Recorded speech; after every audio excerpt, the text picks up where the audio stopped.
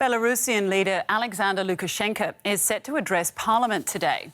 It's the first time he'll speak in public since the country forcibly rerouted a plane to its capital, Minsk, and arrested a blogger who was on board. Raman Pratasevich and his girlfriend were taken into custody in Belarus when their Ryanair flight from Athens to Vilnius was forced to land there on Sunday. This week, the EU imposed sanctions on Belarus over the incident. The 26-year-old worked for a social media platform which helped mobilise anti-government street protests last year. Pratasevich's parents are calling on the international community to help, saying it's clear their son is being mistreated by authorities. I know my son very well. We and our friends and our relatives have clearly seen that there are bruises on his face that have been covered up well with makeup. But I see that the nose bridge is hurt. Apparently his nose is broken.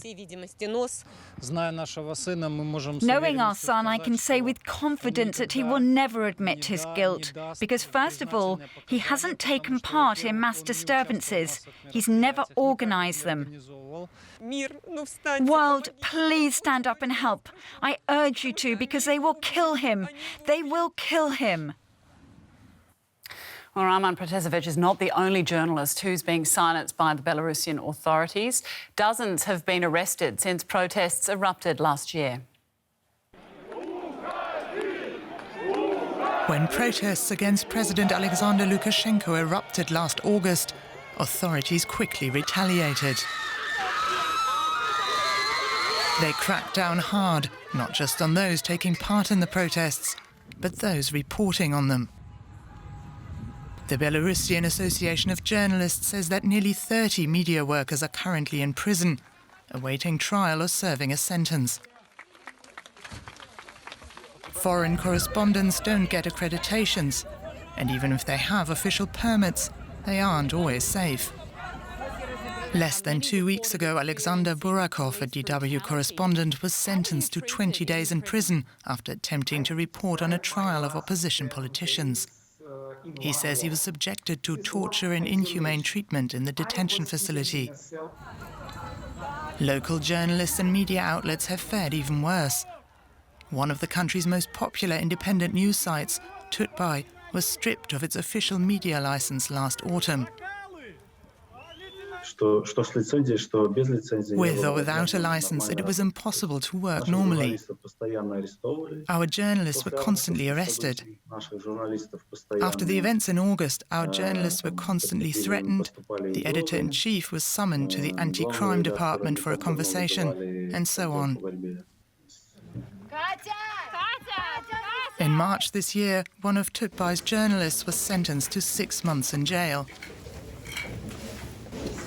Finally, last week, police raided the offices of Tutbay, detained at least 12 staff members, and shut down its website.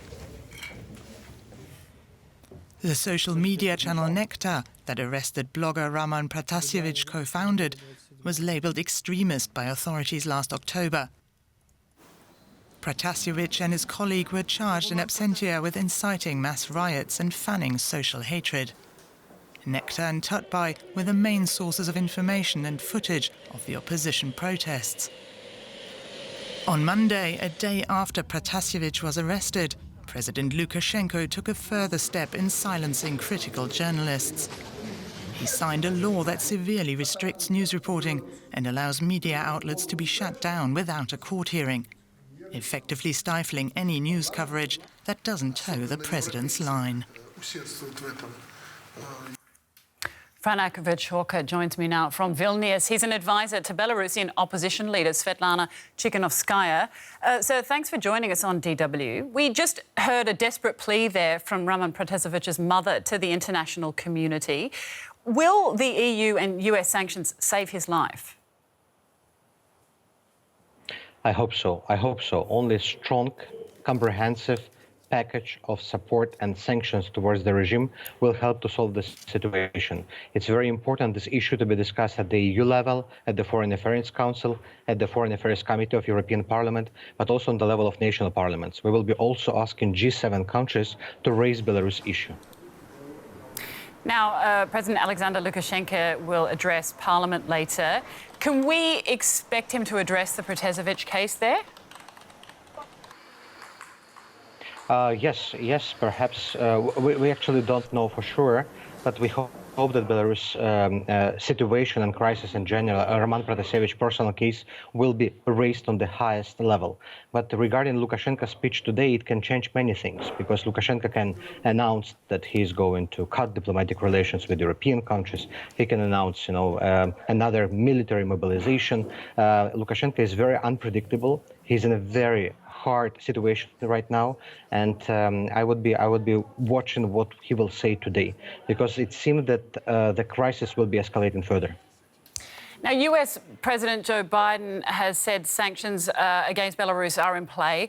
The EU has already announced them. Do you hope that pressure from Washington will help? Oh, definitely. I think European Union countries as well, UK, Canada, Ukraine, the whole world is watching what Washington will be saying and what position it will take. The strong stance of White House, of State Department regarding Belarus situation can push many things forward. So we are speaking here not only about the prohibition of flights over Belarus, but also about the broad package of sanctions. It's also about support package, support assistance for Belarus civil society, media, students, workers, but also we should find the way out of this crisis. This is why we offer the high-level conference organized by the US, Germany, France, UK, in order to solve Belarus crisis. All right, Raman Pratasevich, thank you very much for your time. Belarusian opposition leader advisor.